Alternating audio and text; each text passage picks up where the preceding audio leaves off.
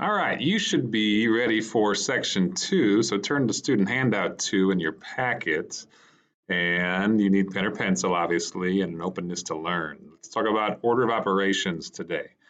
The order of operations is a heavy standard in this unit. And if you look at that first highlight right there, that you need to be able to solve and evaluate, which is another word for solve, numerical expressions involving exponents. We've already discussed exponents. Now we'll discuss problems that have lots of things going on. If I kind of look where this fits, let me close that.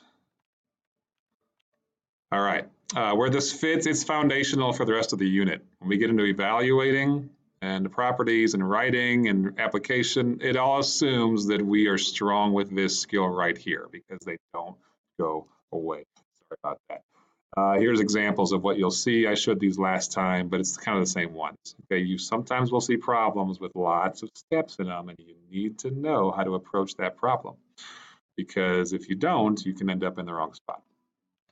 For instance, look at this one right here. Okay, 2 plus 5 times 4. There are different ways to see this. You could see somebody who sees it like this. You know what? I'm going to solve the 2 plus 5 first, and I'll get 7, and then I times that by 4, and I get 28. But you could also have somebody who sees it this way.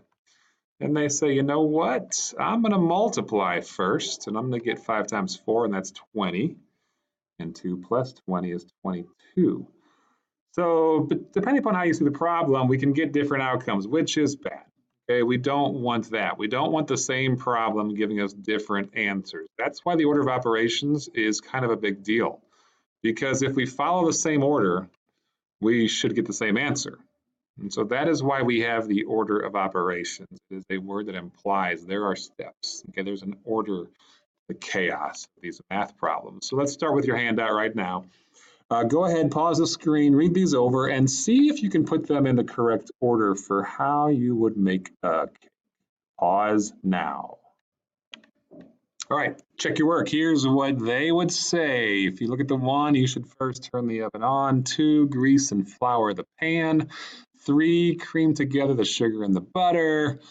4, combine the ingredients. And 5, pour or spoon the batter into the pan. And then 6, bake it for a while. That's what they say you would do. Now, hopefully you thought that. Otherwise, your cake may turn out to be different. Who knows?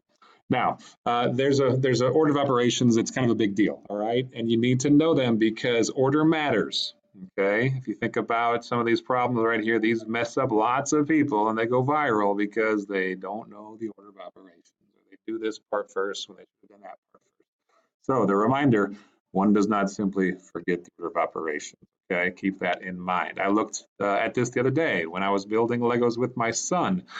Okay, he loves building them. You can see Rhett. This was on one of our cold days this week, but he was building and I made a connection to what we're doing because essentially this building of Legos involves steps and it comes with this handout that tells you if you're going to make this one, here's the directions. You do this first, and this second, and this 7th, and this 8th, and this 9th, and this 18th. So there's a series of steps you should follow to kind of end up with that final product. All right, so it applies to more areas than just math. There's a series of orders that we follow.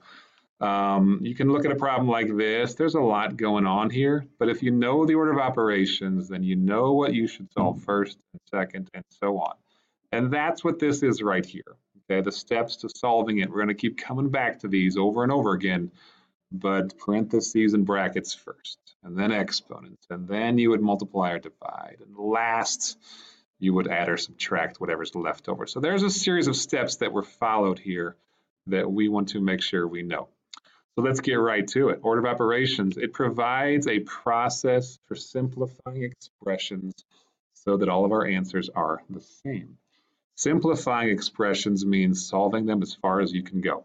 And sometimes you can get all the way to the answer, and sometimes you can get part of the way there, but simplifying expressions, there's a series of steps we're going to follow. There's a process, okay? There are various ways to remember this order, and you might have heard some of these before. Some people say PEMDAS, some people say GEMDAS or GEMDAS, and some remember a sentence. Please excuse my dear Aunt Sally. Those letters are right here. Please excuse my dear Aunt Sally. So you start with those things and you kind of work your way through the problem. Now, if I look at these first few examples here, let's start with this first one. 18 plus 6 times 2 to the second power. Well, there's no parentheses, but there are exponents. So I'm going to start there, and 2 to the second power is really 2 times 2. So if I solve that, I rewrite my problem with that step solved. So 18 plus 6 times 4. I change this to 4. Now, if I think about my steps, there were no parentheses. I've done the exponent. There is some multiplication now. That 6 times 4 is my next step. So I'm going to solve that, and 6 times 4 I know is 24. So 18 plus that. And now I can just do the addition, because again, addition comes in at the end. And if I do that, I get 42. So you should have written those steps as we were going along. If I went kind of fast, pause it and copy them down. But the second one right here, again, look for the steps. There are parentheses, so I start with the 18 plus 6, adds 24. So I rewrite the next step. 24 times 2 to the second power. Well, again, if you remember, 2 to the second power is really 4. So I change that part to 4. 24 times 4. And I do that, and you can use a calculator if needed, but that would be 96. All right, so I'm solving these one step at a time. Notice I am showing every step.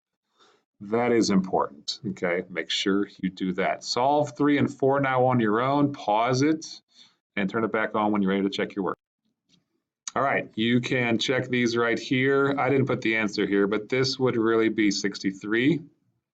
And then this one should be 14.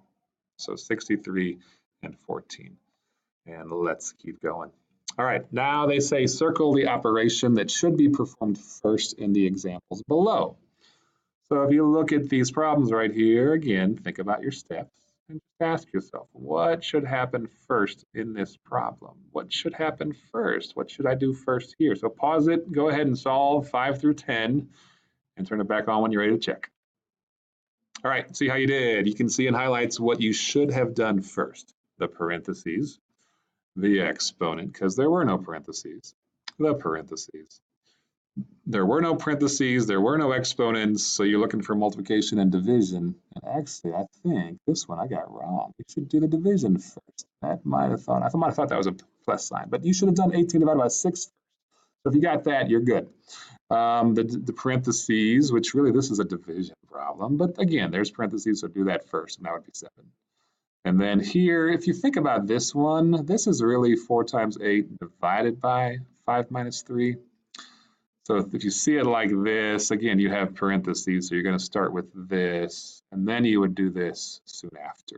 But really, you would then do that answer divided by that answer. Now, they didn't ask us to solve it. They just wanted to know, can you identify the first step?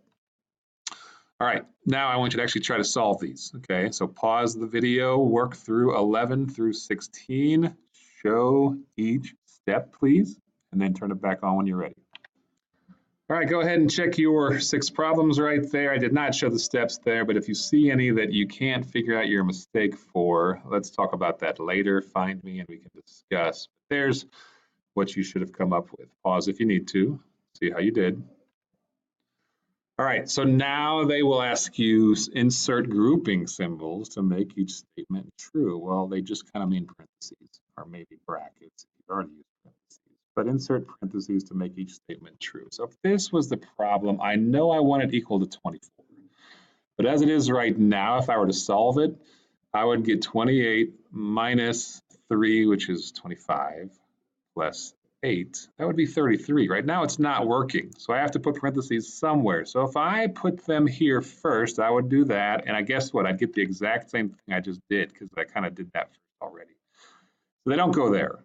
If I put them around the 7 and the 3, watch what happens though. Now I would solve that part first, and I'd get 4. So 4 times 4 plus 8. Well, now I multiply, and I get 16 plus 8. And that would be 24. So they have to go here to make this one true. So they should go there. I want you to try the same thing on problem 18, see what you can figure out, but you want all of this to equal 3 and you need parentheses somewhere. Figure out where the parentheses go and pause the screen now. Now I went ahead and set up different copies of this problem so you could kind of see how I tried it, but if I look at this, if I, solve it the first way without parentheses, you end up getting 19, which is not 3. So that's just kind of my steps to get there, but that's not it. So no parentheses here, that gets me that result. If I put them here, well, I would be doing 24 divided by 54, and that's not really a good math problem because I'm dividing by a much bigger number than I have. So I went ahead and stopped because I'm like, it's not going to be that one. And then if I put them here, well, then that would be doing 9 minus 5 squared first, which is 9 minus 25. Probably don't want to be getting into negatives at this stage, so it's probably not that one either. If I put it around the last two things, though, the last two terms, I see this happen, where I would get 5 squared plus 8, that'd be 25 plus 8. So when I rewrite the whole thing with that step done, then I can take it to the next step. Well, now I solve my parentheses, and I get 33 there, so I rewrite the rest of it. Then I solve this, and I get 4 times 9 minus 33. And then I do 36 minus 33, because I'd multiply at that point, and I get 3. So they have to go here to make that true, okay? Lots of attempts on that one. That's a pretty tough problem, but hopefully you got there. Here's what I want you to write down now. Summarize today's lesson. The order of operations is a series of steps we all follow to get the same answer. And those steps that we follow, we can remember that with the simple acronym PEMDAS. All right, I wrote them there on the screen again. But that's the summary. It's a series of steps we all follow to get the same answer. Okay. So once you have written that down, you can move on, go ahead and start your assignment that goes with this. This would be homework 2. My reminders, show every step. Please, please, please show every step. And then make sure you follow the steps, okay? Keep referring to those steps if you need to. But that is the completion of student handout 2.